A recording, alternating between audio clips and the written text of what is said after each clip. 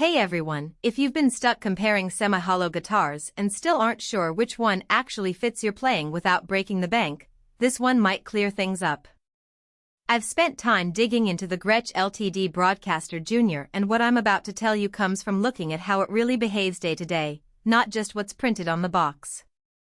Link is in the description if you want to check the product details on Amazon. This guitar sits in a sweet spot for players who want semi-hollow warmth and twang without the weight or cost of a full hollow body. The Okoume top keeps it lighter than mahogany or maple builds, so it's comfortable for long sessions, but it still gives that resonant semi-hollow tone you'd expect from Gretsch. The neck is Okoume too, which feels snappier than mahogany and doesn't soak up as much moisture, so you're less likely to deal with warping over time if you're in a humid climate. Now, the Bigsby B70 is where this guitar earns its keep.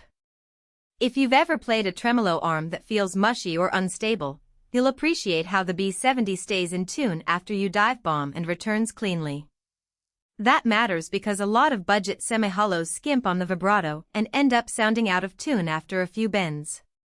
The Broadkaster Jr. doesn't do that. It's not a locking system, so you still have to be mindful with extreme whammy use, but for blues licks, country chicken pickin', or classic rock rhythm work, it's rock solid. The pickups are Gretsch's humbuckers, and they're voiced bright and articulate, not muddy.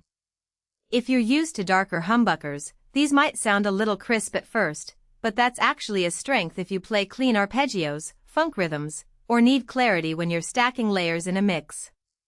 They're not overwound, so they don't hum excessively when you roll off the volume, which is a common complaint on cheaper semi-hollows.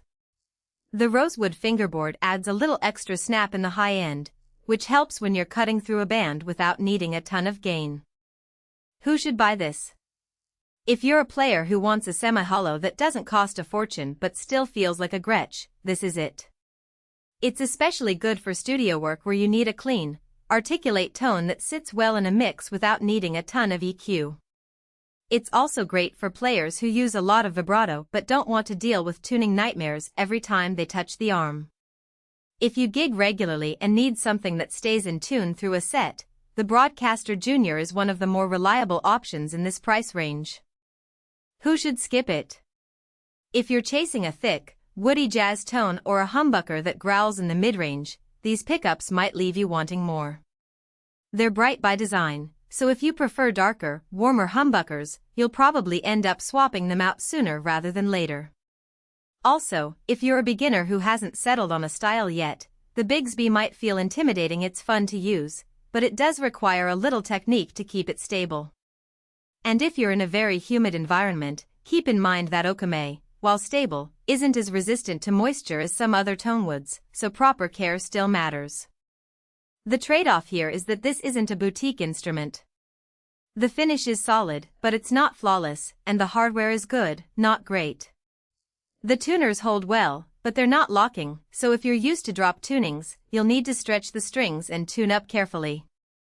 The setup from the factory is decent, but if you're used to a super low action out of the box, you might need to tweak the truss rod or saddle heights to get it exactly where you want it. That's not a deal breaker, but it's something to budget for if you're not comfortable doing minor adjustments yourself. For the price, this guitar gives you a lot of Gretsch character without the vintage price tag. It's not going to replace a $2,000 semi-hollow in terms of depth or resonance, but it's a practical step up from the entry-level Epiphones and Squire models that dominate this space. If you're a gigging musician, a home studio player, or someone who just wants a reliable, good-sounding guitar that won't break the bank, this one's worth a serious look. If you've been on the fence about which semi-hollow to grab, the Gretsch LTD Broadkaster Jr. is one of the smarter choices in this range. Check it out on Amazon using the link in the description, and let me know in the comments what you end up choosing.